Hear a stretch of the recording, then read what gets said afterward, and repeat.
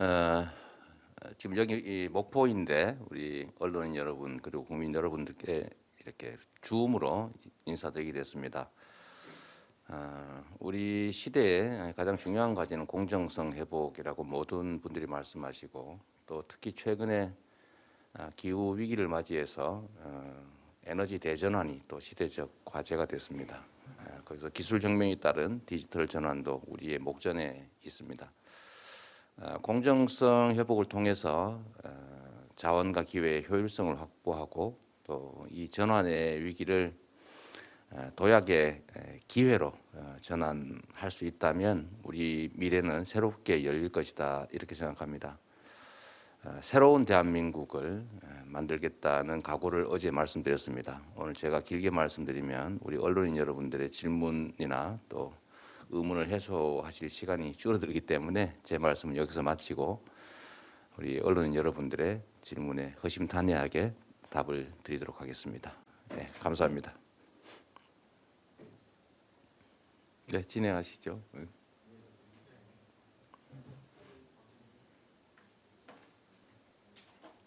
예, 안녕하세요.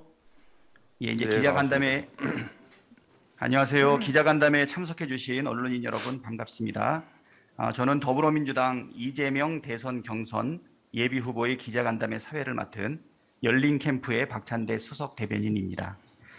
규칙을 지켜도 손해가 없고 억울한 사람도 억울한 지옥도 없는 나라, 특권과 반칙에 기반한 강자의 욕망은 절제시키고 약자의 삶을 보듬어주는 나라, 이러한 새로운 대한민국은 국민을 가르치는 지도자가 아니라 언제나 국민 곁에서 주권자를 대리하는 일꾼이 있어야 가능할 것입니다.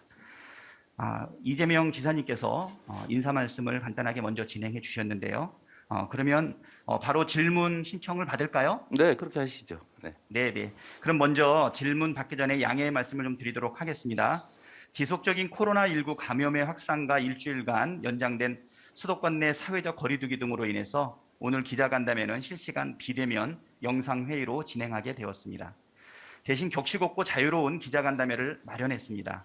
간담회에 참석해 주신 언론인 여러분께서는 영상회의 내 손들기 기능을 사용해서 질문 신청을 해주시기 바랍니다. 자, 그럼 지금부터 바로 질문 신청을 받도록 하겠습니다. 자, 그러면 손들기 기능을 다 사용하셨나요? 예. 많은 분들이 다 손을 들어주셨네요.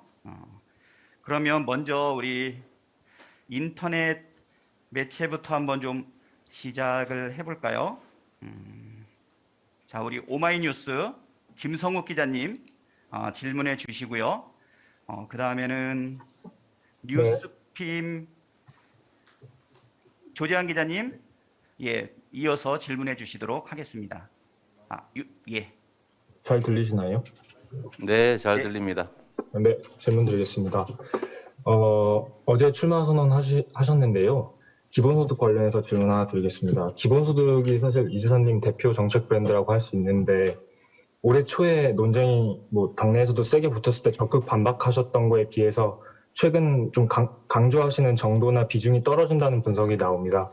어제 출마 선언에서도 뒤쪽에 한 번 정도 언급이 됐고요. 최근 여권에서도 이낙연 전 대표나 정세균 전 총리께서 계속해서 기본소득에 대한 현실성을 비판하고 계십니다. 제가 알기로 캠프 내부적으로도 이걸 계속 가져갈 건지에 대한 많은 논의가 있는 걸로 알고 있습니다. 지사님께서 기본소득 여전히 추진하시는 게 맞는지, 맞다면 현재 생각하시기에 어느 정도 규모로 지급하실 생각이시고 재원 마련 방안 어떠신지 현 시점에서 설명 가능한 범위 내에서 설명 부탁드립니다. 네, 국가 운영에 있어서 정책이라고 하는 건 정말 수천 수만 가지입니다. 그리고 제가 만들고자 하는 새로운 나라의 주요 정책들도 따지면 수백 개 또 수천 개에 이를 수 있습니다. 다만 이 기본소득 문제는 전 세계에서 전면적으로 도입한 사례가 아직은 없고 저로서 개인적으로는 또 저와 입장을 같이 하는 정책 담당 전문가들께서는 이게 양극화를 완화하는, 불평등을 완화하는 효과도 크고 또 지역화폐 형태로 우리 대한민국에서 유일하게 집행하고 있습니다만 이제 이런 방식으로 집행할 경우에는 현재 저성장의 가장 큰 원인이라고 할 수 있는 이제 총 수요 부족, 소비 부족 문제를 어느 정도를 이제 해소할 수가 있습니다. 이게 저희가 작년에 1차 재난지원금은 13조 원 정도에 불과했지만 이제 2차, 3차, 4차 합쳐서 40조 원 가까이 지급한 것에 비해서 경제 효과가 매우 컸습니다. 규모는 3분의 1밖에 안 됐는데 그렇게 효과가 있었던 이유는 이게 이제 강제로 소비에 투입됐고 소비가 되면 또 다른 소비를 부르기 때문에 승수 효과가 이제 소위 곱하기 효과가 크기 때문에 그런 일이 벌어졌습니다. 뭐 그것만 해도 어느 정도 이제 통계적으로나 체감적으로 이제 증명이 됐다고 생각하지만 그러나 여전히 의구심을 가지는 분들도 많습니다. 아주 획기적인 새로운 정책이기 때문에 뭐 일시에 전면적으로 도입하는 것은 이제 우려가 있고 또 재원 분담의 문제도 있는 게 현실이기 때문에 이제 체감 가능한 실측 가능한 이제 그런 소규모 또는 부분적인 정책 집행을 통해서 정책적 효율성이 증명이 되고 또 그에 대해서 우리 국민들께서 추가의 부담을 하겠다, 흔쾌히 하겠다라고 동의하시면 그때 이제 점차적으로 늘려서 집행해야 됩니다. 우리나라는 OECD 평균의 복지 지출에 비하면 한 60% 정도밖에 아직 안 되는 상태라서 이제 경제적으로는 선진국이지만 복지 측면에서는 뭐 표현이 그렇습니다만 이제 거의 후진국에 가깝죠. 앞으로 이제 중부담 중복지, 고부담 고복지로 이제 가야 되는데 복지를 늘린다고 하면은 그냥 지금처럼 현금 지급식 또는 현물 서비스로 경제에 거의 영향을 못 주는 방식보다는 이걸 지역화폐 형태로 지급하되 복지를 늘리면서 동시에 이게 소비를 촉진해서 경제가 사는 방식으로 한다면 한정된 재원을 이중으로 효과를 볼 수가 있는 거죠. 다만 아직도 우려하시는 분들이 많고 그렇기 때문에 이거를 전면적으로 뭐 제1의 공약으로 이렇게 할 일은 아니고 다만 이게 크게 눈에 띈 이유는 워낙 새로운 정책이니까 또 공격이 많다 보니까 관심이 많은 것이지 제가 이게 가장 중요한 유일의 제1 공약 이렇게 말씀드릴 수는 없는 거죠. 우리 사회의 가장 중요한 과제는 뭐 여러분도 다 이해하다시피 공정성 회복입니다. 공정성 회복을 통해서 자원과 기회가 효율적으로 배치돼서 효율을 발휘하게 하고 또 거기에 더해서 지금 우리가 맞이하고 있는 이 대전환의 위기 또는 기회를 대대적인 국가 투자를 통해서 산업 경제 재편을 일궈내고 또 도약의 기회로 만들어서 그 속에서 일자리를 만들고 새로운 산업 경제 영역을 개척해서 미래 먹거리를 만들어야 되는 거죠. 그게 훨씬 더 중요한 일이기 때문에 제가 그 중요한 얘기를 더 많이 하는 것이고 기본소득 문제는 조금 뒤로 보다는 약간 옆으로 이렇게 우선순위 배치했다는 말씀드립니다. 그리고 또 한 가지 말씀드리면 소위 이제 야당에서 말씀하시는 안심소득, 공정소득 이런 논란이 있습니다. 저는 우리가 도덕적으로 그러니까 수입이 많은 사람, 재산이 많은 사람이 세금을 더 많이 내고 또 가난하고 뭐 자산이 적은 사람에게 그걸 더 지원을 더 많이 하면 불평등 완화에 더 효과가 있지 않냐라는 말에 저는 전적으로 공감합니다. 뭐 그 틀린 말이 아니죠. 부자들 상위 소득자 세금 더 많이 내고 그 다 모아서 하위 소득자한테 더 많이 주고 뭐 이러면 좋지요. 그런데 인간 세상이라고 하는 게 이 도덕률로만 되는 것은 아닙니다. 전에도 우리가 봤지만 재난지원금 1차 지원할 때 나는 안 받겠다. 난 먹고 살만 하니까 라고 한 분이 20%였는데 실제로 집행을 해보니까 96%가 다 받으셨어요. 가난한 사람 많이 도와줘야지요 라고 묻는 질문은 어떻게 아니 뭐 가난한 사람을 돕습니까? 나도 주세요. 어떻게 이렇게 말하겠어요. 그래서 이게 도덕적 질문에는 도덕적인 답을 하기 때문에 사실은 사람들의 실제 마음과는 좀 다르죠. 그래서 부자는 세금 내고 가난한 사람은 혜택만 보자라고 하는 게 이론적으로 도덕적으로 그럴듯해 보이지만 실행 가능성이 워낙 없어서 제가 말씀드린 것이고요. 만약에 실행 가능성이 높다, 즉 뭐 이런 방식의 증세를 통해서 양극화 완화를 더 빨리 하겠다라는 게 국민들이 동의하시고 또 야당이 입법에 협조한다면 저는 그게 훨씬 더 낫다고 생각해요. 그래서 이거를 제가 안심소득은 나쁜 거, 기본소득은 절대적으로 옳은 거 이렇게 말씀드리지 않는다는 말씀드리고요. 뭐 동의하시면 저는 기본소득보다 실행 가능하다면 안심소득 같이 하위 소득자를 더 많이 지원하고 대신 상위 소득자에게 세금을 더 많이 걷는 이런 방식이 더 낫다고는 생각합니다. 네, 여기까지만 하겠습니다. 네, 뉴스핌 기자 아까 준비되어 있다고 하셨는데요. 말씀하시죠.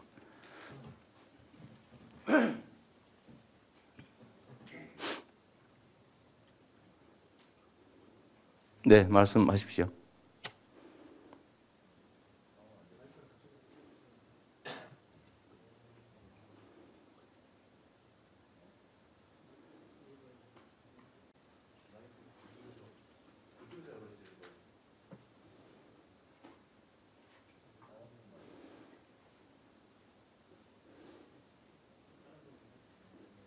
일단 그러면 다른 분이라도 하시죠. 시간이.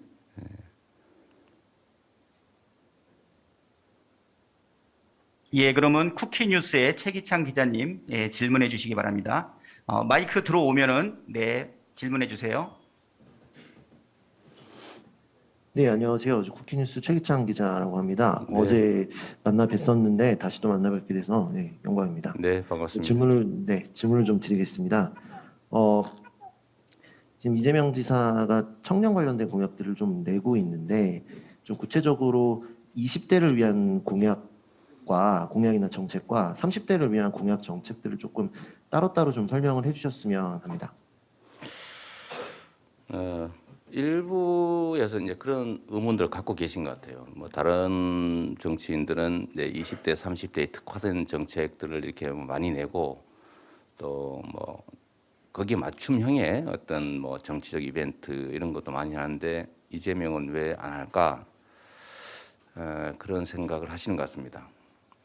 근데 제가 아주 어제도 잠깐 딴 기회에 말씀을 드렸는데 이 청년 문제는 청년들만의 문제가 아닙니다. 제가 이런 비유를 했는데요. 이 나무의 큰 줄기가 이렇게 흔들리면 가지는 더 크게 흔들리고 가지 끝에 매달린 잎은 더 흔들릴 수밖에 없죠. 우리 사회가 이 공정성이 훼손되면서 저성장 늪에 빠지고 있고 저성장이라고 하는 건 곧 기회가 축소된 걸 말하고 기회 축소는 경쟁의 격화를 말하게 되죠. 그런데 사회 초년병일수록 점점 더 취약계층이 되다 보니까 이 초년병들끼리의 경쟁이 격화됩니다. 우리 기성세대들은 잘 이해를 못할 수도 있는데 우리 기성세대는 사실 저 같은 경우도 매우 어려웠지만 그런 오늘보다 내일이 낫고 또 내일 뭐 다음 달 월급이 오를 것 같고 또 몇 년 지나면 더 나을 것 같이 이렇게 믿어지는 사회였기 때문에 어려워도 희망을 갖고 열심히 살았습니다. 근데 지금 경제 상황은 미래가 더 나빠질 거다라고 대부분이 믿기 때문에 결국 좌절할 수밖에 없는 거죠. 그래서 이 청년 세대만을 위한 독특한 정책이라고 하는 것. 이거 어찌 비유를 해보면 이 나무 줄기 가지는 막 흔들리는데 나뭇잎은 흔들리지 않게 이렇게 만들어 보겠다는 정책 비슷한 그런 느낌을 줍니다. 그래서 근본적인 해법으로는 나무가 흔들리지 않도록 가지가 좀 덜 흔들리도록 하는 이 성장의 회복 이게 중요한 거죠. 그럼 성장의 회복이 쉬우냐? 사실은 쉽지는 않은데 가능은 합니다. 그 핵심은 결국 우리 사회의 이 불평등과 불공정 구조를 좀 고치고 완화하는 것인데 이건 결국 방법이 없는 게 아니라 기득권의 저항이 심하고 또 새로운 질서로 가야 될 때 고통이 따르기 때문에 망설이는 거죠. 우리가 이 팔에 수술하려면 아파서 하기 싫지 않습니까? 그래도 해야 되거든요. 더 건강하게 살려면. 그런 것처럼 우리가 이제 새로운 공정한 시스템, 자원과 기회가 골고루 이렇게 잘 배분돼서 효율을 발휘하는 사회로 만들어낸다면 성장의 기회가 열리고 성장이 좀 회복되면 기회가 늘어나고 소득이 늘어나고 그러면 경쟁이 좀 완화되고 그러면 취약계층으로 불리는 청년들에게도 기회가 열리는 거죠. 그래서 저는 또 아까 말씀드렸습니다만 이제 최근에 디지털 전환이라든지 또는 기후 위기에 따른 에너지 전환 이것도 사실은 위기이긴 한데 또 새로운 산업으로 재편하는 기회, 일자리를 만드는 기회이기도 합니다. 그래서 이 전체적인 이 줄기가 좀 덜 흔들리도록 하는 근원적 치료가 필요하다고 생각이 되고요. 다만 그렇다고 그때까지 무제한으로 시간을 쓰면서 기다릴 수는 없지 않습니까? 그래서 저희가 새로운 정책을 내기보다는 저는 이제 성남시장, 이제 경기도지사를 거치면서 나름 그 작은 권한 안에서 할 수 있는 청년 정책들을 많이 했죠. 예를 들면 이제 청년 기본소득, 뭐 청년 일정 나이에게 소액이나마 이제 기본소득을 지급했죠. 지역 화폐로 소상공인도 살리는 효과가 있었습니다. 또는 우리 군에 입대한 청년들이 다쳐도 국가가 100% 책임을 다 져주는 건 아니기 때문에 이제 군 입대 장병들 상해보험 이런 것도 저희가 다 전원 다 들어드리고 또 청년들이 자기가 일부 부담을 하면 목돈을 일정 기간 후에 마련할 수 있는 뭐 청년 저축제도 이런 것도 하고 청년들이 나중에 취업이 늦어지니까 그런데 나중에 연금에서 불이익을 입기 때문에 좀 빨리 일찍 한 번이라도 내면 나중에 돈을 제대로 벌게 됐을 때 소급해서 연금의 혜택을 봅니다. 또 그렇게 할 수 있도록 뭐 청년연금을 지원한다든지 또는 지금 현재 소득이 적기 때문에 뭐 교통비가 엄청나게 부담이 됩니다. 그래서 이 교통비를 지원하는 정책도 지금 하고 있고 또 면접 보러 가는데 양복을 빌리기가 어렵다. 뭐 이런 어려움도 있어서 뭐 그런 것도 지원 면접 수당 이런 것도 지원하는데 만약에 제가 중앙 정부의 그 550조가 넘는 엄청난 그 예산 그리고 그 중앙 정부의 그 막대한 막강한 권한을 우리가 직접 지휘하고 활용할 수 있다면 지금 하고 있는 것보다 훨씬 더 많은 청년들을 위한 특화된 정책을 할 수도 있을 겁니다. 제가 굳이 예를 든다면 지금 기본소득이 필요한데 재원이 문제다 이런 주장이 많습니다. 사실은 그 말 일리가 있죠.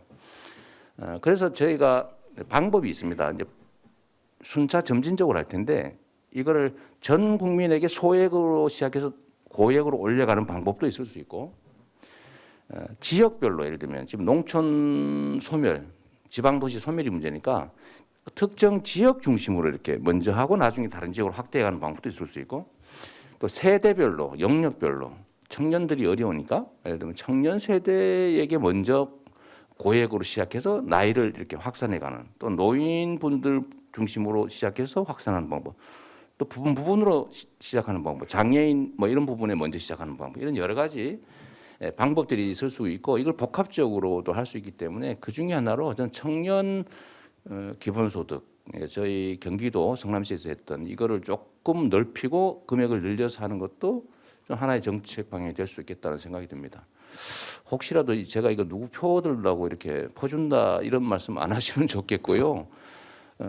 사실 국가 경영이 가장 훌륭한 그 자세, 능력은 이런 겁니다. 국민이 내는 세금을 필요 경비로 즉 국방, 질서 유지 이런 데다가 써야 되는데 그걸 최소한으로 줄이고 국민의 삶을 개선하는 지출을 최대한 늘리는 게 거의 실력입니다. 똑같은 세금으로 왜 당신은 국민들한테 더 많이 복지 지출해 드렸냐 이렇게 말하면 왜 당신은 더 유능하냐라고 비난하는 것 같은 거죠. 네.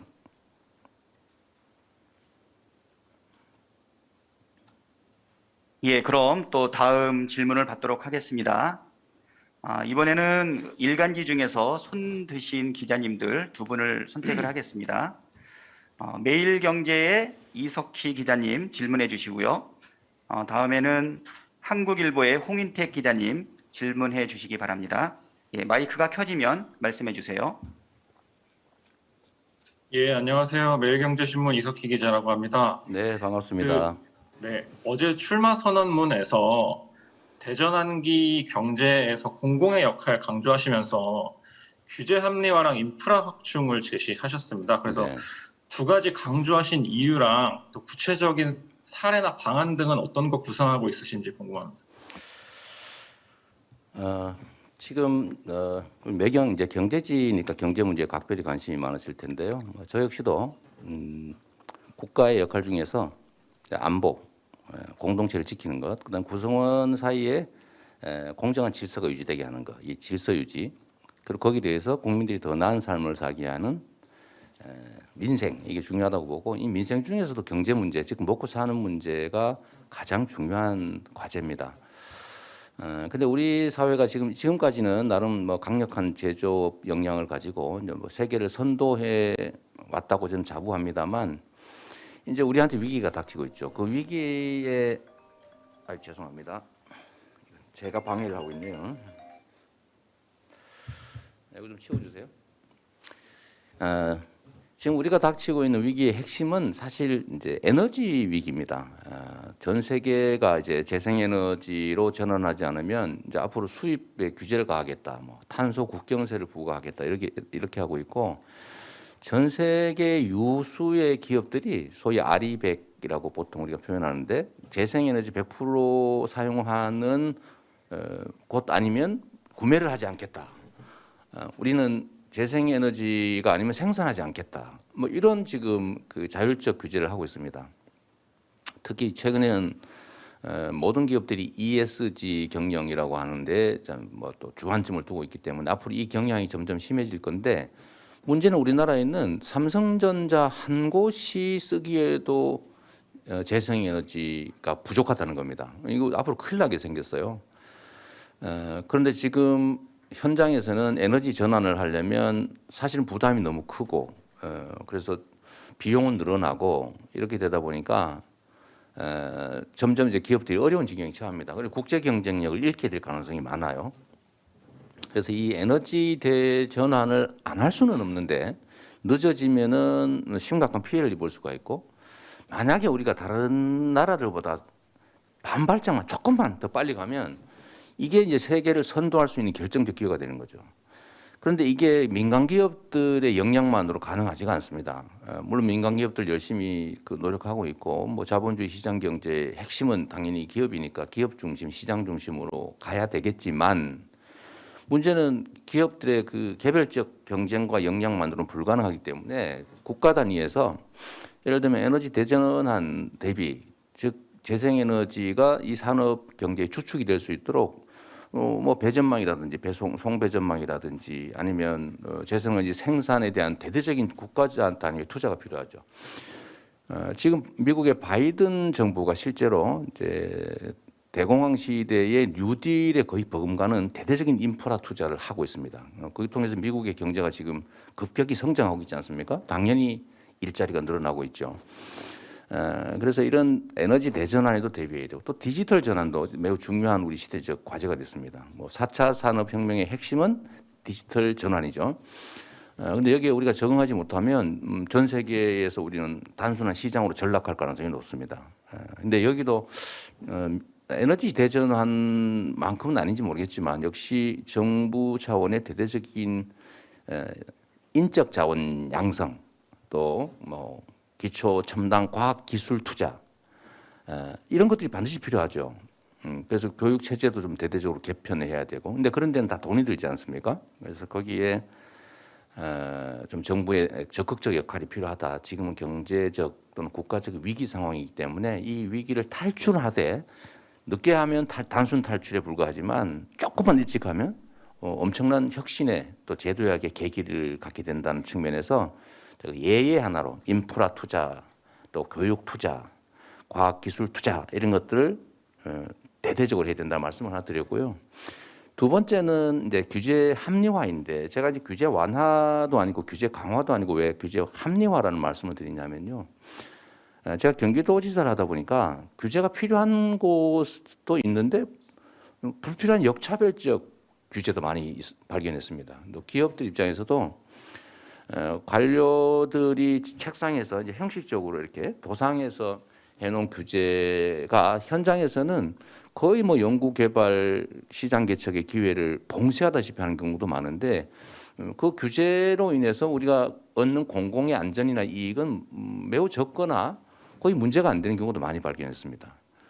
그래서 가능하면 우리 특히 혁신의 시대에는 규제가 혁신을 가로막기 때문에 불필요한 또는 꼭 해야 되지 않는 규제들을 최대한 많이 풀어서 공공의 위협을 가하지 않는 범위 내에서 말이죠. 기업들이 좀 쉽게, 기업과 시장이 자유롭게 이 혁신에 나설 수 있도록 모험을 할 수 있도록 해주는 게 필요하다고 해서 제가 규제 합리화를 말씀드렸고요. 공정한 경쟁을 위한, 즉 소수의 강자들이 시장을 지배해서 경쟁의 요소를 제한하는 이런 일이 있으면 안 되지 않습니까? 이런 합리적 경쟁을 보장하는 불합리한 독점을 막는 규제는 또 강화해야죠. 그래서 이 필요한 규제의 강화, 불필요한 규제의 완화 두 가지 섞어서 규제 합리화가 새로운 전환의 시대에는 꼭 필요하다는 말씀을 드렸던 겁니다. 이 공공의 역할이 통상적인 경제 상황에서는 사실은 많이 억제되는 게 맞습니다. 시장이 잘 작동하고 있는데 정부의 역할을 자꾸 키우고 정부 기능을 확대해 놓으면 자꾸 쓸데없이 시장에다가 나쁜 영향을 주죠. 근데 문제는 이 경제가 위기일 때, 사회 체제가 불안할 때는 정부의 역할을 늘리는 게 맞는 겁니다. 작은 정부는 언제나 절대 진리, 큰 정부는 절대 악 이런 게 아니고요. 큰 정부가 필요할 때도 있습니다. 지금 미국이 그렇지 않습니까? 미국 아마 경제지에 계신 분들도 미국 잘 보실 텐데 통상적인 상황에서는 미국에 이번에 이런 엄청난 규모의 그 재정 적자를 감수하는 대대적인 인프라 투자라든지 산업 재편 투자를 과거의 시각으로 보면 이해할 수가 없겠죠. 그러나 지금은 불가피합니다. 우리도 그 길을 가야죠. 영원히 그러자는 게 아니고 이 위기를 기회로 만들어서 경제가 지속적으로 성장하는 단계까지 그때까지만 정부의 역할을 좀 늘려서 대대적인 인프라 재정 투자, 산업 경제 재편이 반드시 필요하다 이렇게 생각합니다. 자, 다음에는 한국일보 홍인택 기자님 이어서 바로 질문해 주시겠습니다. 네, 한국일보 홍인택 기자입니다. 네, 반갑습니다. 반갑습니다. 부동산 정책에 대해서 말씀 여쭙고 싶은데요. 현 정부 부동산 정책에 대해서 무엇이 가장 문제였다고 보시는지 한번 여쭙고 싶고요. 그리고 최근 민주당이 당론으로 정한 종부세 부과 기준 상위 2%로 완화하는 것에 대해서는 또 어떻게 평가하시는지, 그리고 또 지사님 공약인 기본주택은 또 임기 중에 몇 호나 어떤 재원으로 공급하실 계획이신지 여쭙고 싶습니다. 네.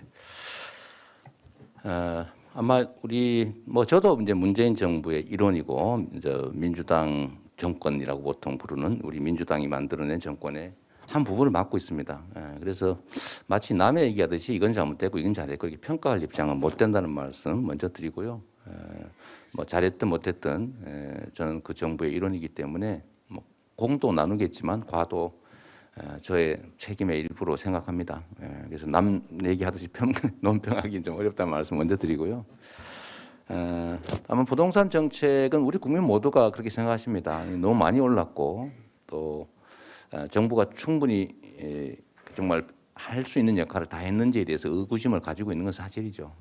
우리 경기도에서도 저희는 워낙 권한이 적어서 그러긴 한데 저희가 외국인하고 기업들의 그 비업무용, 그러니까 필요한지 여부를 시장 군수의 허가를 받아라라고 저희가 지금 현재 허가제를 도입해가지고 시행하고 있는데 기업들이나 외국인들의 그 주택용 대지 취득이 절반 또는 뭐 한 4분의 1까지 거의 대폭 줄었습니다. 이런 거를 보면 사실은 이제 정부를 이기는 시장도 없고 또 반면에 시장을 이기는 정부도 없다는 말이 사실 둘 다 일리가 있는 것이죠. 저는 부동산 문제는 사실은 마음만 먹고 이 정확한 정책과 가장 강력한 의지 그리고 신뢰만 있으면 전 그리 어렵지 않게 안정화 또는 집값을 적정 규모로 낮출 수 있다고 생각합니다. 우리가 단순하게 생각해보면 이런 거죠. 시장이라고 하는 건 공급과 수요로 결정이 나는데 이 정상적인 공급, 정상적인 수요에 의해서 결정된 가격은 그건 존중해줘야 됩니다. 우리 자본주의 시장 경제에서 이 합리적으로 결정된 가격을 막 누르려고 하면 부작용이 발생하거든요.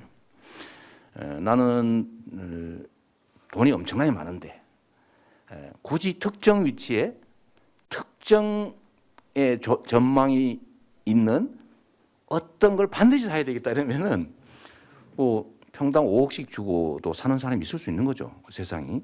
그러면 이제 그거를 막 억지로 누를 필요는 없고 거기다 필요한 세금을 부과하면 되는 거죠. 문제는 이제 수요와 공급이 왜곡돼서 생기는 문제입니다. 그러니까 과다한 수요, 부족한 공급 이게 문제가 되면 이제 가격이 폭등하지 않습니까?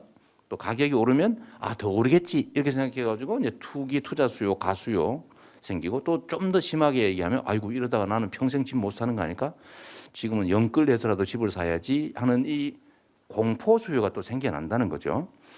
그래서 이런 수요와 공급이 왜곡되지 않도록 하는 정책이 필요합니다. 그런데 이게 어렵냐? 사실은 어렵지 않습니다.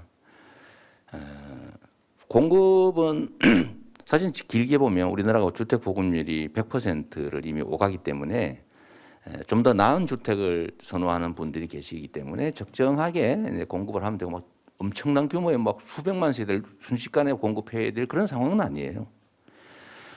문제는 수요인 거죠, 수요.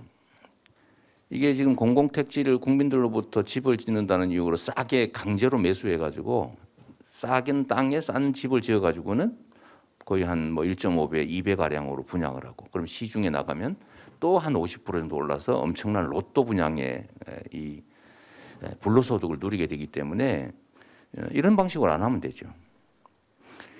더 근본적으로는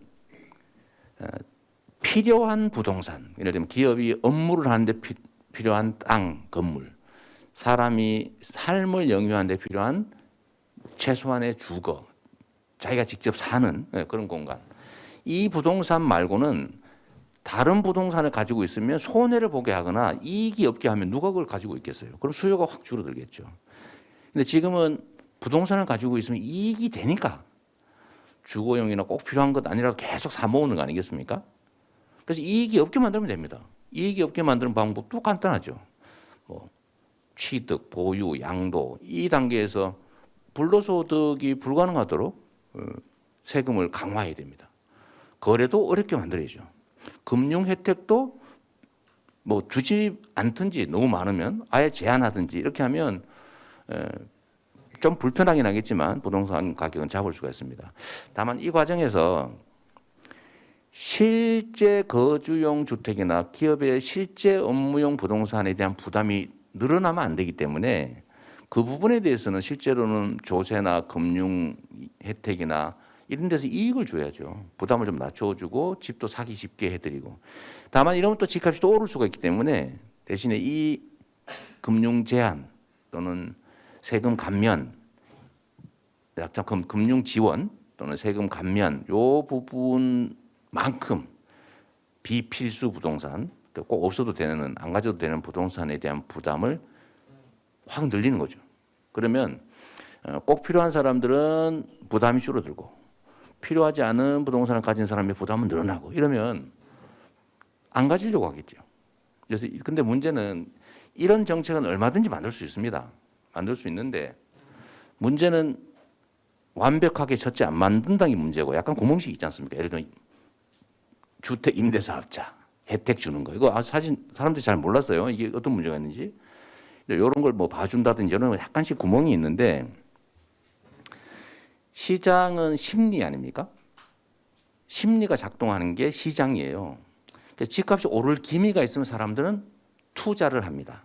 돈을 벌기 위해서. 그런데 만약에 집값이 오른다는 확실한 증거가 있으면 어떻게 되겠어요? 무조건 사야죠. 그런데 집값이 오른다는 증거를 우리가 가끔씩 봅니다. 그게 뭐냐면 집값에 영향을 주는 정책을 만드는 분들, 즉 고위 공직자들이 이분들이 주거용이 아닌 집을 가지고 있더라. 그러면 국민들이 봤을 때 그 정책 결정하는 분이 손해볼 일을 할 리가 없잖아요. 그 집값이 오른다는 확신이 있으니까 비주거용이 집을 가지고 있는 거죠. 그죠? 그렇게 하니까 이거 확실한 증거가 된 겁니다. 근데 이런 상태에서 정부에서 그분들이 집을 여러 채 가지고 있고 또는 뭐 그런 비슷한 분들이 집값을 잡겠습니다라고 정책을 딱 발표를 하면 대중들은 이 집값이 이제 드디어 내리는구나 이렇게 생각하는 게 아니고 집값이 이제 본격적으로 오르는구나. 본격적으로 오르니까 누르려고 하는구나. 이러면서 투자를 시작해요. 그런데 거기 보면 말씀드린 것처럼 이렇게 완벽한 정책이 아니고 구멍이 있기 때문에 이 작은 구멍으로 투기가 분출하는 거죠. 그래서 정책에는 일관성과 의지가 중요하고 두 번째는 신뢰가 중요하고 세 번째는 정책의 완결성이 중요한데 이게 제대로만 가르쳐지면 적정한 공급 수요에 의한 적정한 시장 가격이 형성되는 거죠. 그래서 저는 얼마든지 사실 집값이라든지 부동산 문제는 해결할 자신이 있습니다. 원래 효율적인 정책일수록 즉 효율적 정책이란 기존 정책보다 더 많은 사람이 더 많은 혜택을 보는 정책을 말하는 것이고 그런 걸 보통 우리는 개혁이라고 부르는데 이게 효율적인 정책일수록 과거에 부당하게 혜택 보던 사람들의 혜택이 많이 줄어들기 때문에 저항이 클 수밖에 없습니다. 효율적 정책일수록 저항과 반발이 크다라는 점을 우리가 인지하고 강력한 의지를 가지고 정책 목표를 달성하면 세상은 더 좋게 바뀌지 않습니까? 그러면 그 저항도 사실은 나중에는 지지로 회복되죠. 그래서 저는 그런 점들을 믿기 때문에 최소한 부동산 문제만큼은 제가 자신 있다 이 말씀 정말로 드리고요. 종부세 완화 문제에 대해서는 아까 제가 설명드린 데 내용이 좀 있긴 한데 좀 요약을 하면 지금 현재 어쨌든 정부의 정책이든지 세계적인 유동성의 뭐 증가라든지 뭐 여러 가지 문제 때문에 집값이 지나치게 올랐고 집값이 지나치게 오르니까 일부는 내가 뭐 집값 올려달라고 그랬습니까? 근데 집값 올랐다고 세금 올리면 나 지금 수입도 없는데 어떻게 먹고 삽니까? 라는 말이 일리가 있게 된 거예요. 그래서 이런 분들은 사실 억울하기 때문에 저는 아까 말씀드린 것처럼 실거주용 1주택에 대해서는 확실하게 세제 혜택을 좀 더 많이 드리고 부담을 경감해 드리고 또 금융 혜택도 더 많이 드려야 된다라고 말씀드리고요. 뭐 그 방법은 여러 가지가 있겠죠. 그러나 그 세금 감면 혜택 드린 거 더하기 금융 완화해 드린 거. 예를 들면 처음 집 사는 사람은 금융 이익을 더 많이 드려야죠. 더 많이 빌려 드려야죠. 그러나 그럼 집값이 오르기 때문에 그거를 합친 거 이상으로 비필수 부동산, 비주거용 부동산 또는 투자 투기용 부동산 주택에 대해서 금융 제한을 강화하고 세금 부담을 늘리자라고 말씀을 드리는 거예요. 이거를 저는 부담 제한 총량 유지 또는 강화의 원칙이라고 제가 나름 이름 붙여봤습니다. 부담과 제한, 금융 제한 같은 거 말하죠. 금융 제한 또는 거래 제한 이런 제한, 부담, 조세 부담 뭐 이런 부담, 제한 총량을 최소한 유지하고 기본적으로 늘려가야 된다. 이렇게 하면 전체적으로 부동산 가격도 잡으면서 이 구체적으로 억울한 피해를 입는 분들에 대해서 구체적으로 타당한 정의를 구현할 수가 있죠. 그래서 제가 이것도 당에 사실 말씀을 드렸는데 이 종부세 완화만 하고 부동산 전체에 대한 규제나 부담을 강화하지 않았기 때문에 사실은 뭐 좀 저는 아쉽습니다. 말씀을 드렸는데 잘 안 됐다는 말씀드리고요.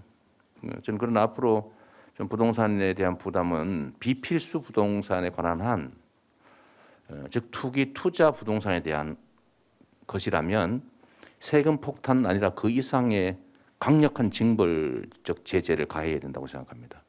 다만 이렇게 징벌 수준의 제재를 가할 때 징벌 수준의 제재를 가함으로써 실주거용 그 소유자 또는 기업이 업무용 부동산 보유한 기업 이런 기업이 피해를 보면 안 되지 않습니까? 그래서 아까 말씀드린 것과 반대로 강력하게 비필수 부동산에 대한 부담과 제한을 징벌적 수준으로 강화를 하되 실주거용의 실수요 부동산에 대해서는 지금보다는 부담을 또는 제한을 대폭 완화해야 된다. 이런 말씀을 드립니다. 그렇게 하면 저는 부동산 쉽게 잡을 수 있다고 보고요. 기본주택 문제는 사실 그렇습니다. 우리나라가 서구 선진국에 비해서 공공주택 비율이 너무 적습니다. 8%밖에 안 되고요. 이게 계속 8% 정도를 유지해요. 왜냐하면 임대라고 짓긴 짓는데 임대 지은 다음에 이것도 몇 년 지나면 또 분양을 해버려요. 그래서 사실은 사람들이 공공임대에 들어가서도 내가 임대를 산다 이 생각 안 하고 내가 언젠가는 분양을 받는다. 즉 지연된 분양주택인 거죠. 이게 사실 공공임대주택이 아닙니다. 그래서 늘어나질 않아요. 그래서 저는 우리 국민들의 토지를 염가로 강제로 수용해서 쉽게 말해서 좀 뺏어서 싸게 만든 택지에 지는 공공주택은 로또 분양을 시킬 게 아니라 아주 좋은 위치에 고품질의 넓은 평수에 염가에 조성원가에 조금 더해서 받으면 되거든요. 손해 안 보는 정도. 염가에 임대료를 받으면서 자기가 원하는 때까지 살 수 있도록 뭐 대통령님의 표현에 의하면 평생주택, 우리 경기도시 표현으로 하면 기본주택 이런 것들을 좀 대량 공급할 필요가 있다고 생각합니다. 그러면 아주 싸게 평생 살 수 있는 좋은 주택이 있기 때문에 영끌 투자할 필요가 없어지는 거죠. 아니 역세권에 뭐 평생 30평형 아파트도 말도 한 5, 60만 원대에 만약에 월세 내고 살 수 있다면 막 10억씩, 20억씩 주고 집 살 필요가 없지 않습니까? 그래서 그런 기본주택 공급은 좀 해야 되고 몇 세대냐 이렇게 물으면 사실은 제가 숫자 제시를 좀 잘 안 하는 경향이 있습니다. 아마 여러분 보셨겠지만 제가 경기도 도정을 하면서도 뭐 일자리 몇 개 늘었다 이런 발표 안 했거든요.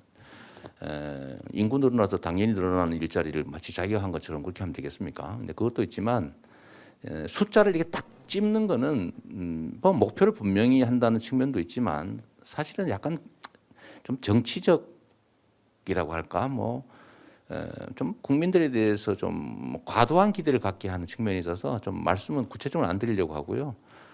분명히 말씀드릴 수 있는 것은 이게 매우 중요한 주택 공급 정책이기 때문에 또 대대적인 대한민국 주택 정책의 대전환을 의미하는 거기 때문에 상당 규모로 많이 공급하려고 한다는 말씀드리고 구체적으로 예를 든다면 저는 지금 현재 경기도에서는 3기 신도시의 경기도 도시공사 지분 범위 내에서는 의무적으로 지어야 되는 35%의 영구 임대주택 말고 그 더하기 50%포인트를 더 늘려서 기본주택을 공급하고 일반 분양주택은 15%를 넘기지 않을 생각입니다. 이미 그럼 공식적으로 발표한 거예요. 공공주택에 지어지는 아파트는 거의 다 기본주택으로 공급된다. 이렇게 보시면 되겠습니다. 네, 중요한 얘기에서 좀 말이 길었습니다. 죄송합니다. 예, 다음에는 우리 통신사에서 두 분의 질문을 받을 텐데요. 그 사이 혹시 손들기 기능이 불편한 기자님들께서는 단톡방에 내용을 올려주시면 저희가 취합해서 랜덤으로 질문 기회를 드리는 방안을 다시 모색해 보도록 하겠습니다. 그러면 먼저 뉴스원의 이준성 기자님 질문해 주시고요. 두 번째로는 유시스의 이창한 기자님 질문해 주시기 바랍니다. 마이크가 켜지시면 질문해 주십시오.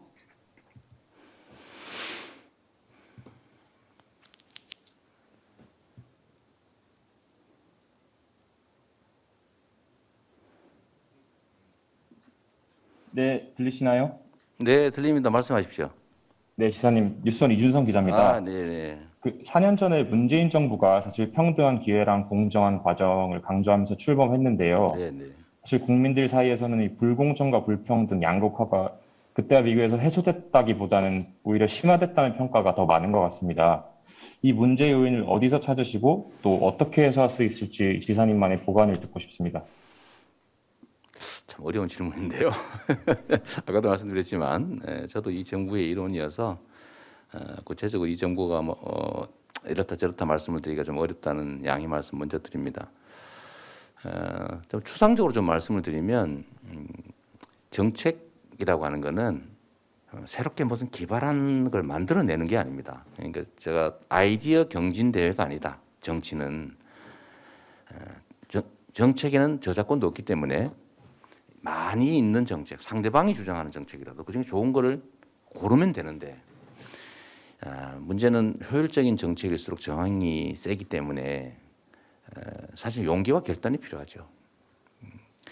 저는 경기도 도정을 하면서도 저항이나 반발, 저의 정치적 손실 이런 거 고려하지 않고 가장 효율적인, 가장 우선적인 정책을 과감하게 선택해서 좀 시끄럽고 뭐 많이 비난이 쏟아지고 저항이 격렬해도 일단은 최대한 설득을 통해서 또 타협하고 뭐 어쨌든 최종적으로는 국민이 맡긴 권한을 활용해서 정책 목표를 이뤄냈죠. 이제 그것 때문에 우리 경기도민들이 저에 대한 뭐 평가도 그런 대로 조금은 괜찮은 것 같습니다.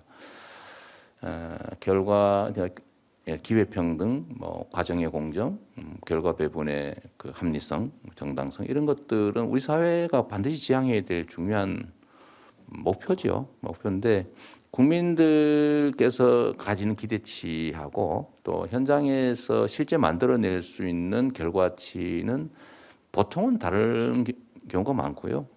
그러나 끊임없이 또 그 기대치에 부합할 수 있도록 노력해야 된다고 생각합니다.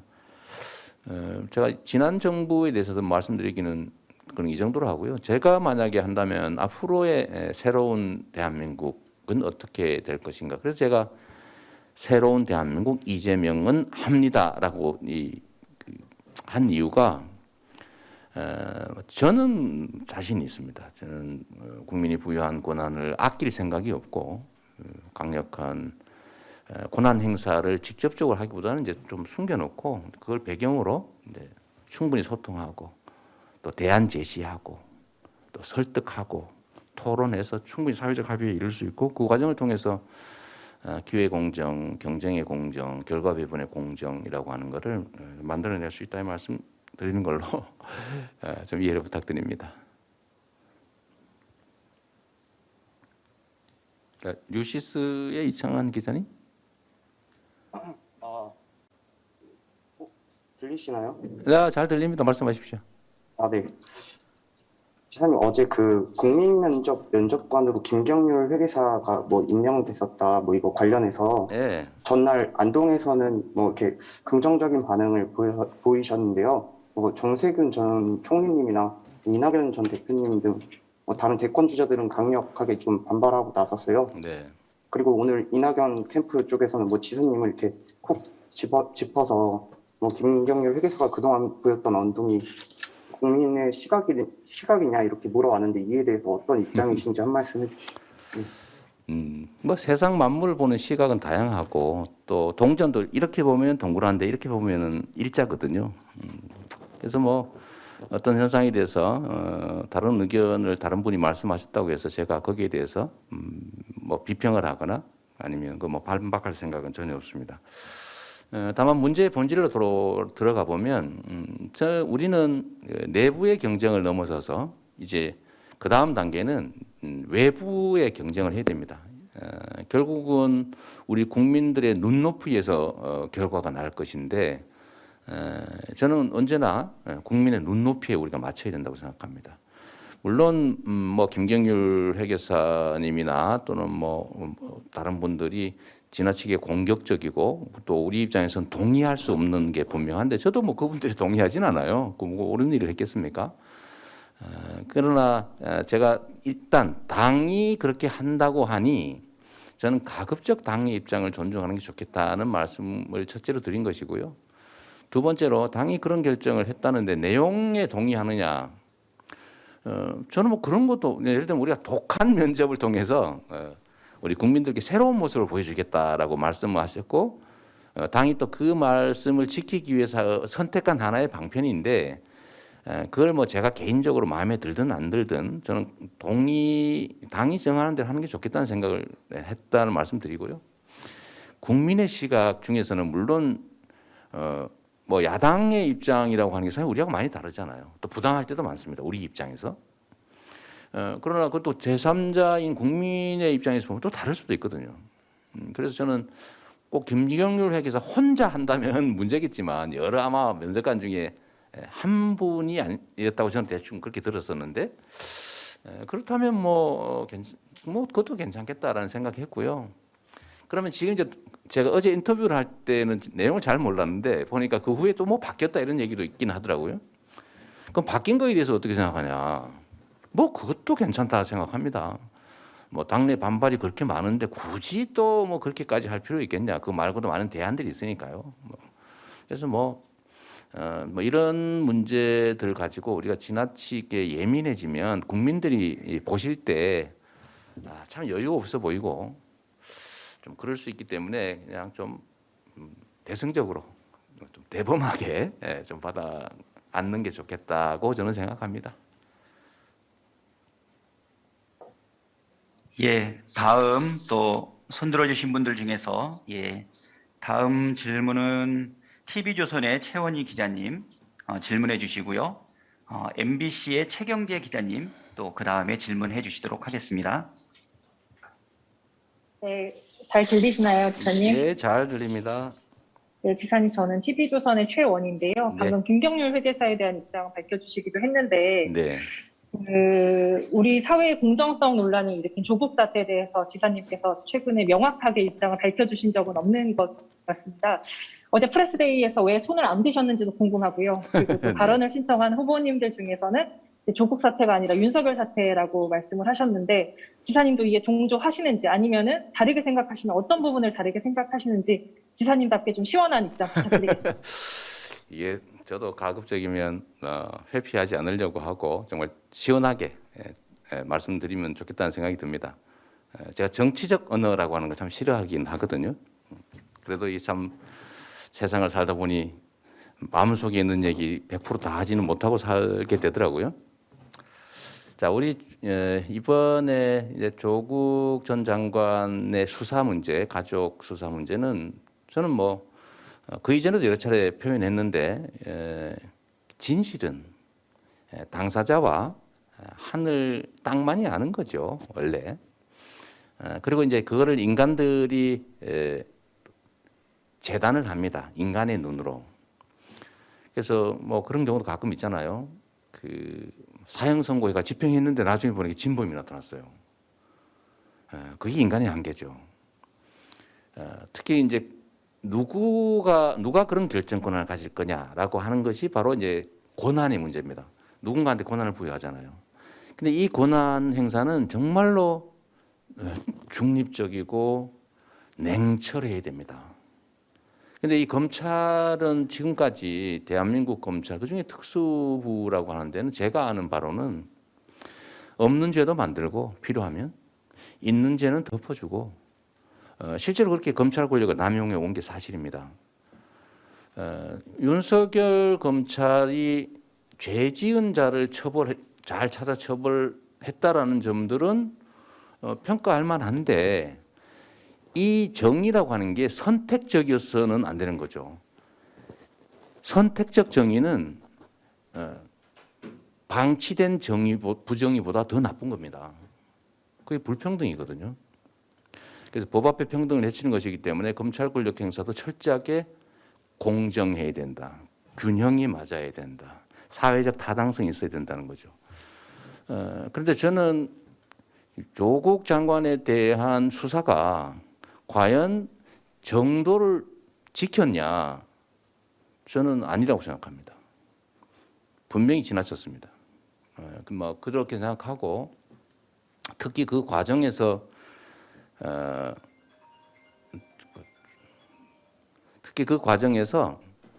불법적인 피의 사실 공표 또 수사 과정 발표를 통해서 엄청난 마녀 사냥을 했죠.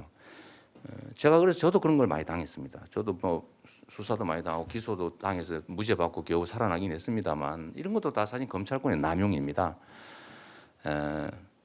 그래서 저는 기본적으로는 검찰권을 불공정하게 행사한 선택적 정의를 행사한 윤석열 검찰에 문제가 있다고 생각합니다.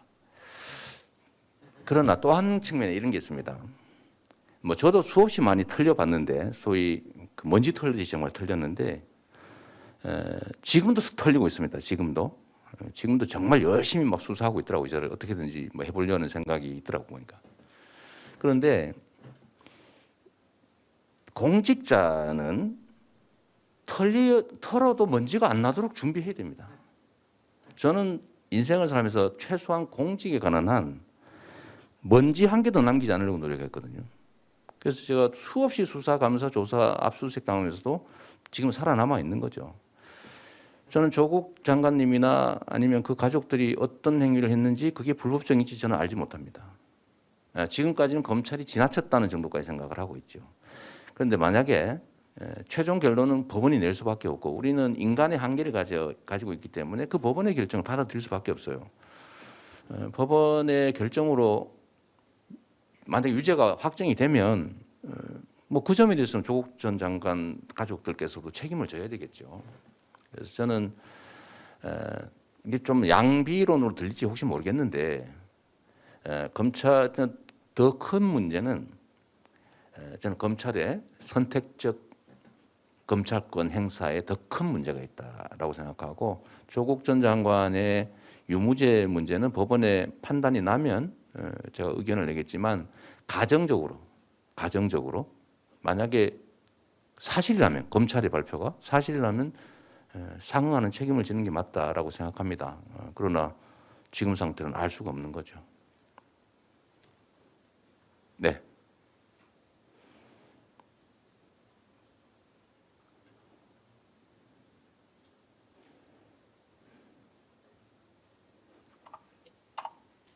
네. 말씀하십시오. 눈만 보이시는데요?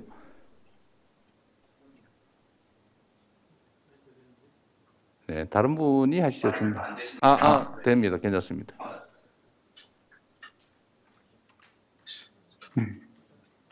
안 되는 것 같은데? 한번. 잘 들립니다. MBC 최경재 기자님, 네, 잘 들립니다. 예, 질문해 주세요. 예, 고생 많으십니다. MBC 네, 기자 네. 최경재입니다. 네, 그 윤석열 전 검찰총장의 장모가 1심에서 징역 3년 선고받고 법정 구속됐는데요. 경쟁 후보로서 그런가요? 경쟁 후보로서 어떤 생각 갖고 계신지 궁금하고요. 두 번째는 그 또 다른 도덕성 논란에 대해서 질문을 안 드릴 수가 없습니다. 네. 그 배우 김부선 씨가 최근 SNS를 통해서 비판 이어가고 있는데 입장 궁금합니다. 자, 그분 얘기는 이 정도 하면 됐습니다. 얼마나 더 증명을 해야 되겠어요? 그 정도로 해주시고요. 판단은 우리 국민들께서 해주시면 될 것 같습니다. 윤석열 전 총장의 장모께서 지금 이제 기자분께 처음 듣는 말씀인데 안타까운 일이네요. 근데 저도 뭐 그간의 기사를 통해서 많이 봤습니다만 같이 어떤 범죄적 사업을 했는데 당신은 책임이 없는 걸로 각서를 쓰고 너는 책임 없어 라고 각서 썼다고 그 책임을 면했다는 얘기를 과거에 보고 이건 아닌데 이런 생각이 좀 들었습니다. 이분이 엄청난 소위 말하는 힘이 있나 보다, 배경에 힘이 있나 보다 이런 생각을 했었습니다. 뭐 사필 규정인 것 같고요. 같이 범죄적 그 사업을 했는데 이분만 빠졌다는 게 사법적 정의의 측면에서는 바로 옳지 않았다는 생각이 들고 이제 제자리 간 것 같습니다. 그러나 뭐 개인이 형사처벌 받는 거는 안타까운 일이죠. 안타까운 일이고 이걸 통해서 다시는 이런 일 안 생기게 하는 소위 일반 예방, 또 본인도 깊이 반성하고 다시는 이런 행태를 반복하지 않는 특별 예방 효과를 앞으로 잘 거두면 좋겠다는 생각이 듭니다. 우리 윤 전 총장께서도 뭐 개인적으로 보면 가슴 아프실 텐데 잘 대응하시기 바랍니다. 예, 또 다음 질문 받도록 하겠습니다. MBN의 선한빛 기자님 그리고 KBS의 송낙규 기자님 질문해 주시기 바랍니다. 예, 지사님 안녕하세요. MBN의 선한백 기자입니다. 네, 반갑습니다. 예, 앞서 지사님께서 부동산 문제를 말씀하시면서 현재 가격이 지나치다 그리고 적당한 가격으로 내려가야 한다라고 말씀을 하셨는데요. 네. 실제 문재인 대통령도 지난해 기자회견에서 취임 초 수준으로 집값을 원상 회복시키겠다라고 얘기를 했는데 그 이후에 많은 기자들이 집권여당 관계자들에게 질문을 했을 때도 과연 목표로 하는 가격이 무엇이냐라고 물었을 때 제대로 답을 하지 못했고요. 대통령 또한 이에 대한 구체적인 답을 그 이후에 내놓지 않으면서 여기에 청와대 인사들의 투기 논란까지 겹치면서 과연 현 정권이 집값을 떨어뜨릴 의지가 있는 것이냐 이런 거에 대한 의구심 또한 커졌던 것도 사실인데요. 앞서 지사님께서 이제 구체적인 숫자를 말씀 주시는 게 좀 부담스러울 때가 많다라고 하셔서 혹시 또 답을 안 하실지도 모르겠습니다만 네. 최소한 최소한 어느 정도 때 수준으로는 좀 집값이 내려가야 한다라고 생각을 하시는지 좀 구체적으로 말씀을 부탁드리겠습니다. 사실 시장이 만들어내는 소위 시장 가격은 누구도 알 수 없습니다. 그건 교과서로도 정할 수 없고 과학적으로 분석해서 결과가 나오지도 않습니다. 심리가 작동하기 때문이죠. 그래서 특정한 가격을 정하기는 어렵다는 말씀드리고, 두 번째로 현재 가격이 너무 높은 건 사실입니다. 이게 우리 경제력 수준이나 이런 측면에서 보면 지나치게 높은 게 또 맞죠. 저는 이제 하향 안정화가 반드시 돼야 되고, 뭐 제가 권한을 혹여 가지게 된다면 여러분께서 기회를 주시면 저는 이제 충분히 하향 안정화 시킬 자신이 있습니다. 제가 볼 때는 이 소위 경제 정책 또는 주택 정책을 결정하는 관료, 아니 고위 관료들의 입장이 조금은 이해가 됩니다. 그게 뭐냐면 올라가는 거는 그냥 불평불만의 대상인데 혹시라도 대폭락을 하게 되면 이거는 금융 체제, 금융 위기까지 올 수가 있는 거죠. 담보로 잡고 돈을 빌려주는데 그 떨어지면 이제 연쇄적으로 금융이 영향을 받고 이 금융이 또 실물에 영향을 줘서 엄청난 경제 타격이 올 수가 있어서 집값이 떨어지는 걸 더 두려워하는 걸 제가 느꼈습니다. 일리가 있죠. 그래서 사실은 부동산 정책은 두 가지를 동시에 해야 됩니다. 그러니까 일정한 그 상승률을 용인해야죠. 이렇게 왜냐하면 경제력이 커지면 땅값, 집값이 그 경제력 수준만큼 오르는 게 당연한 거예요. 쭉 오르는데 이게 이 라인을 넘어서지 않도록 지켜줘야 되는데 이 지키는 수단은 금융, 또 조세, 거래 제한, 행정 규제 이런 것들이죠. 그래서 이걸 적정하게 유지를 하고 너무 튀면 눌러야죠. 근데 문제는 이게 눌렀는데 이 선 밑으로 떨어져 가지고 금융 또는 실물에 심각한 타격을 주면 안 되지 않습니까? 그래서 이 문제에 대한 답이 지금 없는 것 같아요. 그래서 지금은 이제 금융 정책으로 더 이상 안 떨어지게 일정 수준 이하로 안 떨어지게 하는 거 고민을 하고 있던데 저는 이거에 대한 대책을 별도로 좀 마련해야 된다고 생각합니다. 그게 뭐냐면 이게 이제 적정 시장선이고 이게 이제 최대 허용선이라면 그다음에 시장이 감소할 수 있는 최하 허용선 이하로 떨어지지 않도록 금융 정책 또는 부동산 정책 이런 걸만 할 게 아니고 매입공사, 전 주택 관리 매입공사라는 걸 만들어서 일정 가격 이하로 떨어질 때는 다 매입해서 공공임대로 전환하는 거죠. 그리고 이제 너무 많이 샀다라고 하면 나중에 너무 올라갈 때 이렇게 시장이 또 내줄 수도 있죠. 그래서 저는 우리 사회에 여유 자금이 상당히 많이 남아 있고 이제 투자할 곳을 못 찾아서 지금 심각한 상태라서 저는 이 주택 매입공사 같은 형태로 하한선을 바치고 강력한 금융 조세 정책, 거래 정책으로 거래 제한 정책으로 상단을 유지하면서 이 중간에서 이렇게 시장 가격이 형성될 수 있도록 하는 게 필요하다고 생각하고 그 정도로 저는 충분히 합리적인 부동산 가격을 유지할 수 있을 거다라는 말씀을 드립니다.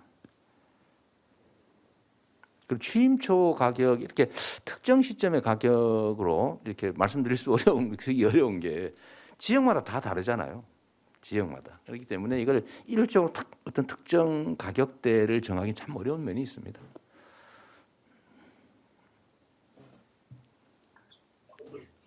네. KBS 송락규입니다. 반갑습니다. 네, 반갑습니다. 예, 시간이 없으니까 최대한 빨리 질문 드리려고 하는데요. 네. 출마 선언에서 약속과 신뢰를 강조하셨는데 부지사직 법이 정한 기한인 12월까지 계속 유지하시는지 궁금하고 네. 일각에선 지금 경선 과정에서 도정 공백이 불가피하다 이런 우려 섞인 목소리도 나오는데 이 부분에 대한 생각 여쭤보고 싶고요. 그리고 도쿄올림픽 얼마 남지 않은 상황에서 과거에 보이콧 검토도 필요하다고 밝히셨는데 여전히 같은 생각인지도 궁금합니다. 네. 정치는 약속을 어겨도 아무런 제재가 없기 때문에 아주 상습적으로 지킬 수 없는 약속하고 거짓말하고 또 지킬 수 있는 약속도 자기 이익 때문에 함부로 어기고 그랬습니다. 그래서 정치는 불신 대상이 됐죠. 저는 그 불신의 정치가 아니라 신뢰의 정치를 하려고 정말로 노력했습니다. 그래서 진짜 지킬 수 있는 약속만 일부러 했고 지킬 수 없는 약속 일부러 하지 않고 지킬 수 있는 약속은 정말 무리해서라도 중앙정부와 싸워가면서라도 이제 지키려고 했습니다. 비난을 감수하면서도 했죠. 그래서 신뢰를 지키는 게 저희 자산이 됐다고 생각합니다. 우리 국민들께서 저를 인정해 주시는 거는 저 사람은 말하면 지키더라, 약속한 건 지키더라, 이게 큰 자산이 됐다고 생각하고요. 그 실적을 통해서 제가 증명을 해서 지금 이 자리에 왔기 때문에 앞으로도 제가 맡은 일을 최선을 다하려고 합니다. 그래서 이제 도정이 문제가 됩니다. 저 사람이 경선하고 대선 선거운동하면서 도정을 잘할 수 있을까? 이거는 제가 이렇게 설명드리겠습니다. 사실 지금 제가 경선에 참여하고 또는 혹시라도 기회가 돼서 본선에 참여하게 된다고 해도 제가 취임 직후에 하고 있던 재판, 제 목숨을 걸고 운명을 걸고 하던 그 재판에 비하면 아무것도 아닙니다.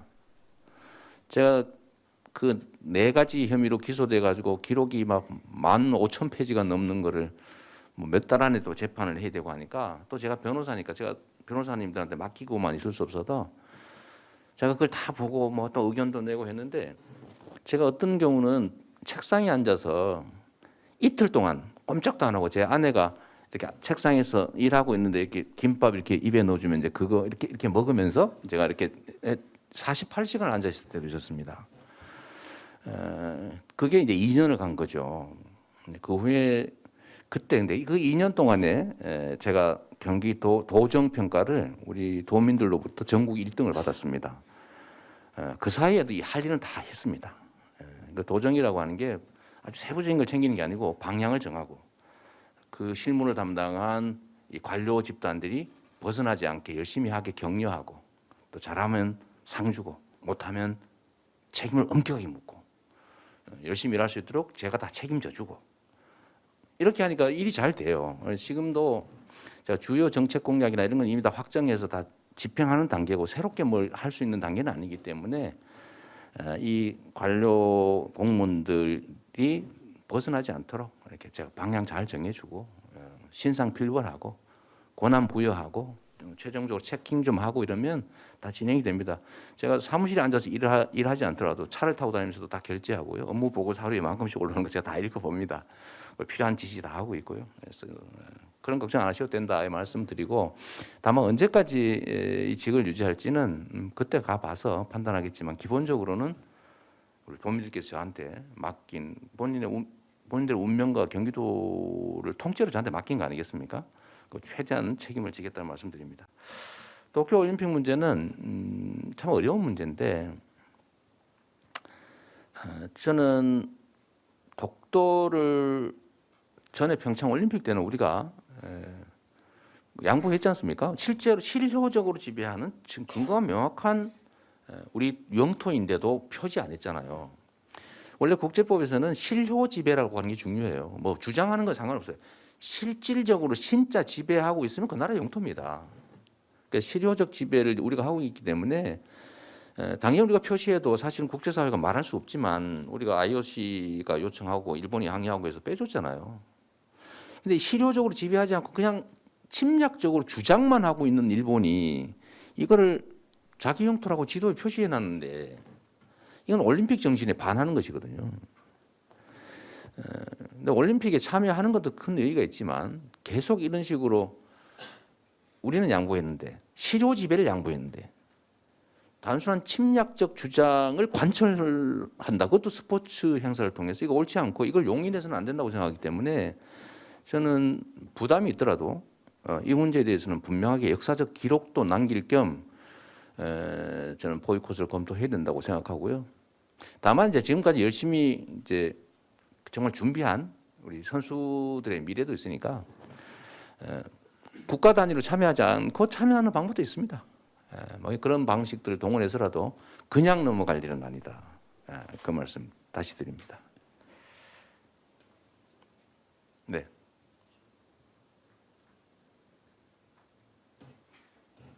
예, 다음에는 지방지에서 두 분의 질문을 받아보도록 하겠습니다.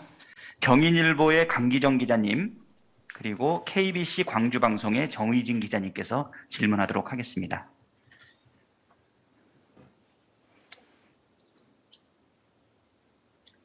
네, 지사님, 잘 들리시나요? 네, 잘 들리고 아주 잘 보입니다. 아, 네. 저 경인일보 강기정입니다. 네, 도청에서 반갑습니다. 뵙다가 이렇게 뵈니까 굉장히 새롭고 좋습니다. 아, 저도 새롭습니다. 네. 질문 두 가지 드리고 싶은데 이제 사실 경기도지사직을 유지하고 대선 경선에 참여하시는데요. 네. 어제가 취임 3주년이기도 했습니다. 네. 그래서 대선 도전에 임하면서 경기도민들에게 좀 한마디 부탁드리고요. 또 이제 지금 여러 가지 답변해 주시면서 경기도에서 하셨던 일들도 여러 가지 이야기하셨는데 국정을 만약에 맡게 된다면 경기도에서 하셨던 정책들 중에 전국적으로 이건 확대하고 싶다라는 게 있다면 어떤 게 있으신지도 말씀 부탁드립니다. 네, 제가 이제 취임 3주년이면 보통은 이제 저희가 경기도 우리 강기정 기자님을 포함한 우리 이제 언론인 여러분들과 간담회도 하고 말씀도 드릴 텐데 어제 날짜를 일단 못 지킨 것 같고요.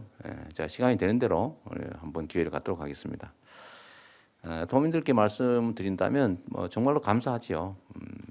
부족한 게 많은 저를 어쨌든 경기도정의 책임자로 선정해서 일을 맡겨주셨고 또 권한도 부여해 주셔서 제가 정말로 하고 싶었던 일을 경기도정을 통해 많이 했습니다.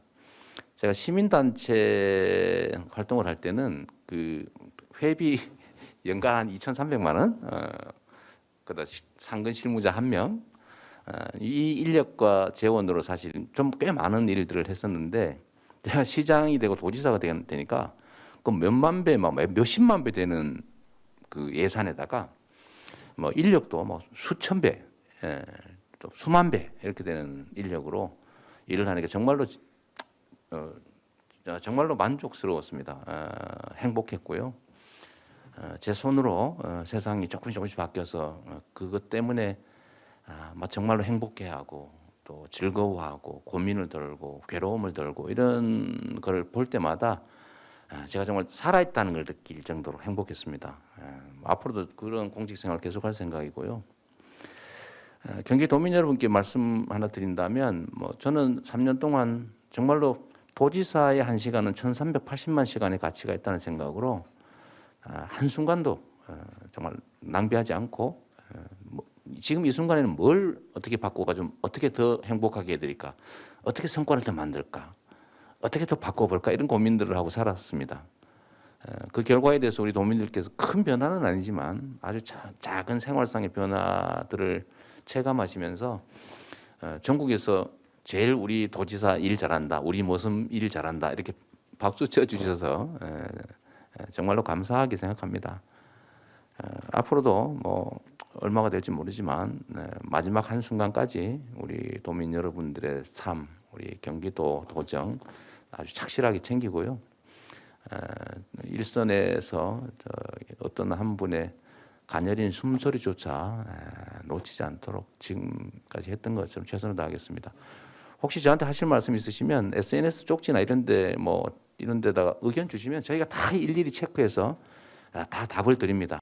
그래서 어려움이 있으시면 경기도에 저의 개인 SNS도 괜찮고 도의 SNS도 괜찮고 메일도 괜찮고 편지도 괜찮고 의견 주시면 저희 처리해 드리는데요.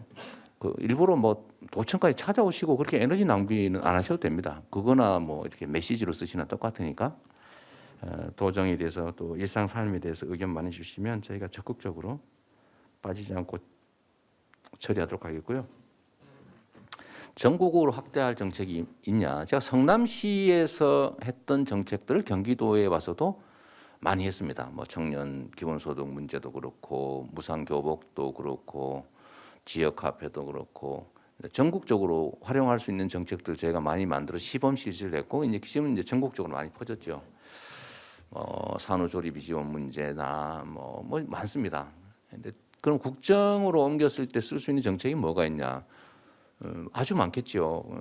경기도가 했던 성과 내는 정책들, 새로운 정책들은 전국으로 다 확대해야 될 겁니다. 그냥 기억나는 대로 몇 가지만 말씀드리면 일단 지역 화폐를 통한 골목 경제 활성화 정책 또는 청년 기본소득을 지역 화폐로 지급해서 경제도 살리고 청년도 지원하고. 근데 이걸 좀 광범위하게 예산이 많으니까 할 수 있겠죠.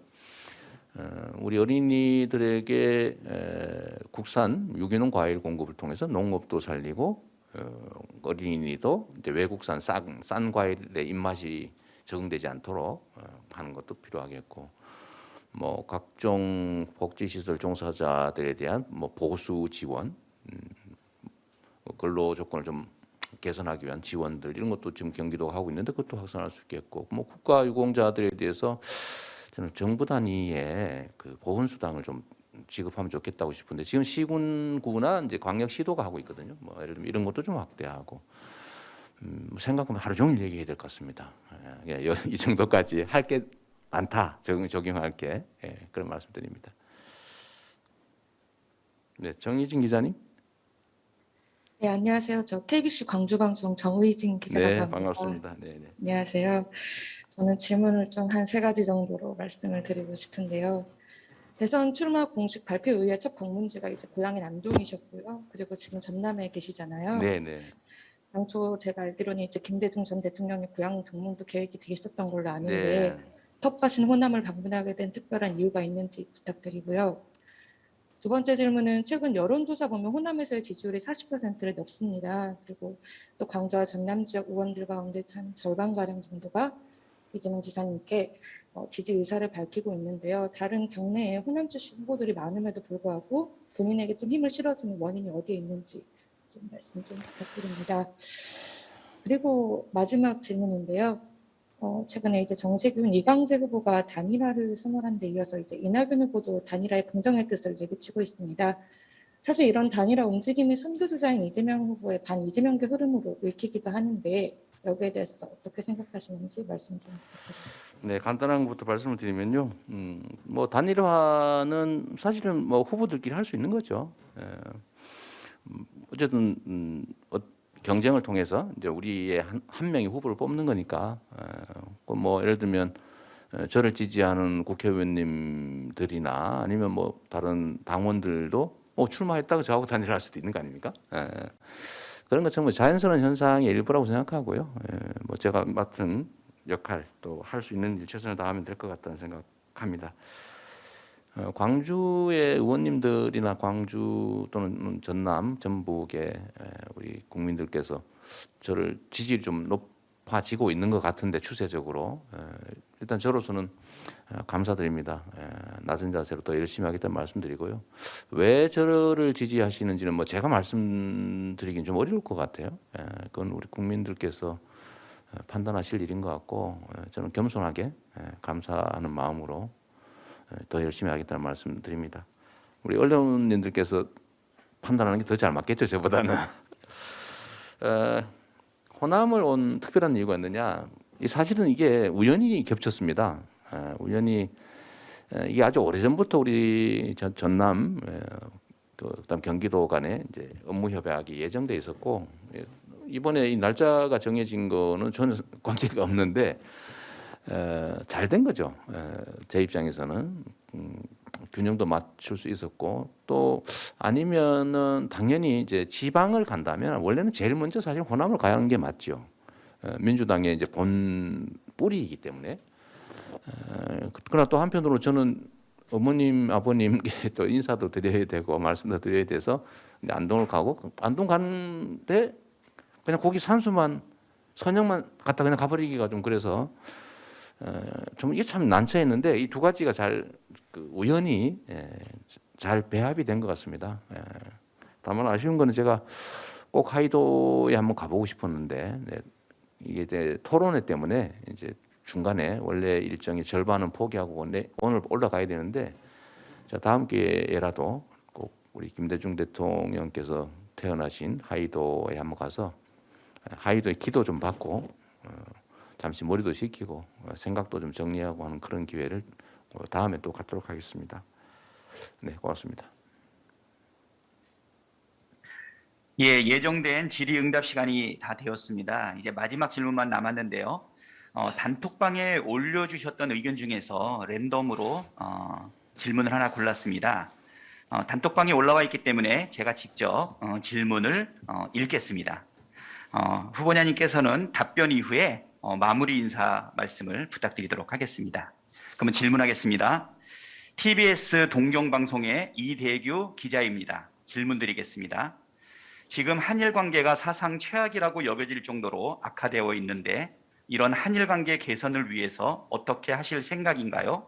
그리고 남북 관계 또한 악화되어 있는데 개선을 어떻게 하실 생각입니까? 오늘 하신 질문 중에 제일 어려운 질문을 마지막에 해주셔가지고 아주 난처하네요. 네, 우리 진행하시는 분들 자꾸 말씀하시면 제가 이 말이 헷갈려가지고 그러니까 아까도 제가 말씀드렸는데 조금 배려해 주세요. 한일 관계는 좀 특성이 있죠. 아주 가까운 이웃이고 또 같이 가야 될 그런 관계인데 아주 가까운 과거에 침략을 하고 침략을 당해 지배당한 그런 아픈 과거를 가지고 있습니다. 가해자 입장에서는 또 지나간 일일 수 있지만 피해자 입장에서는 여전히 남아있는 아픔이죠. 위안부 문제가 그렇고 징용 문제가 그렇고 우리 사회 내 친일 잔재 청산 또는 친일 지배 구조의 청산 이런 건 우리 사회는 정말 남아있는 현재 중요한 과제입니다. 일본 입장에서는 별로 큰 문제가 아니겠죠. 그냥 이웃 나라의 문제에 불과하겠죠. 그래서 이 한일 관계를 대하는 입장이 좀 다르기 때문에 접점을 찾기가 어려운 면이 있어요. 또 국내 정치들도 영향을 미치죠. 우리 한국도 한일 관계가 예를 들어 국내 문제에 영향을 주기 때문에 그 소위 지금의 야당 전 정권에서는 한일 관계를 많이 이용하기도 했죠. 또 일본도 마찬가지입니다. 일본도 국내 문제의 한일 관계를 활용하는 측면이 있어요.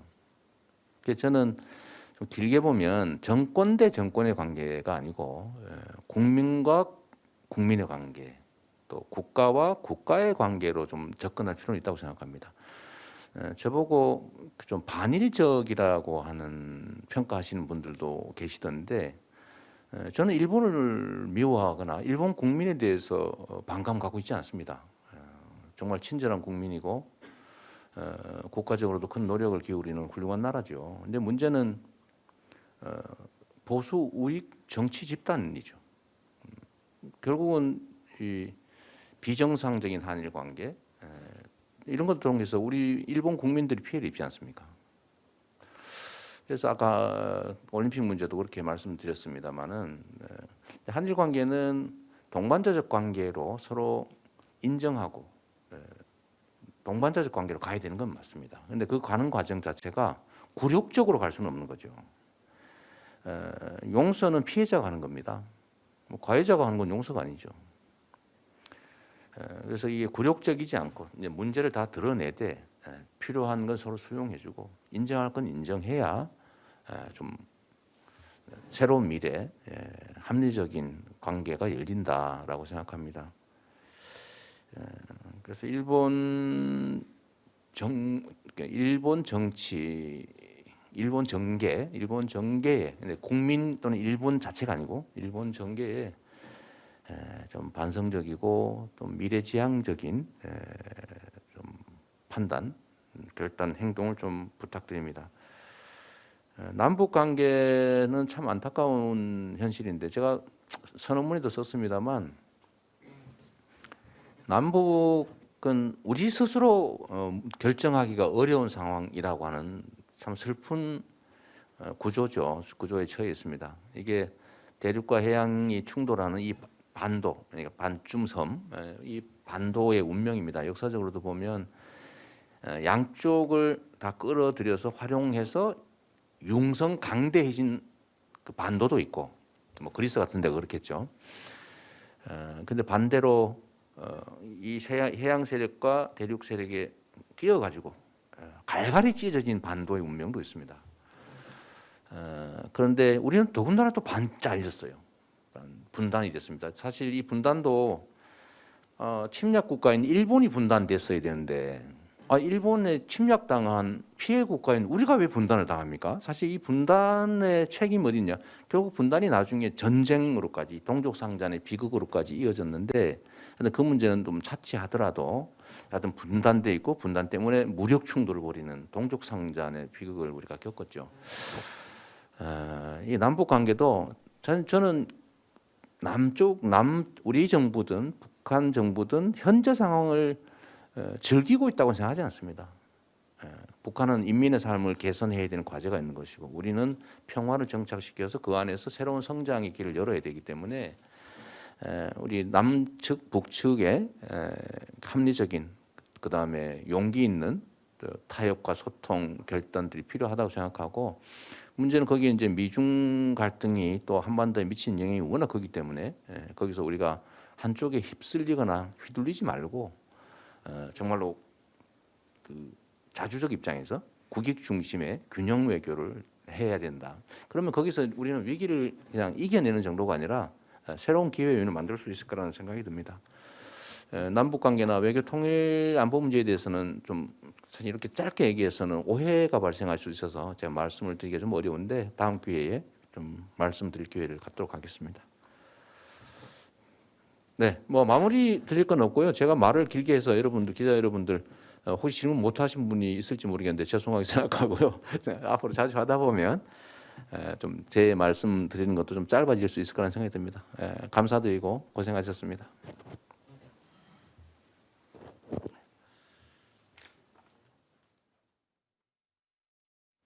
혹시 질문해야 되는데 못 하신 분이 있는 건 아니죠? 예정 시간이 많이 넘었긴 했는데 제가 일정을 좀 조정을 하도록 하겠습니다. 네. 네. 이제 저는 가도 됩니까? 예, 마무리 발언하겠습니다. 예, 지사님 이제 자리. 네, 네, 감사합니다. 예. 네. 네.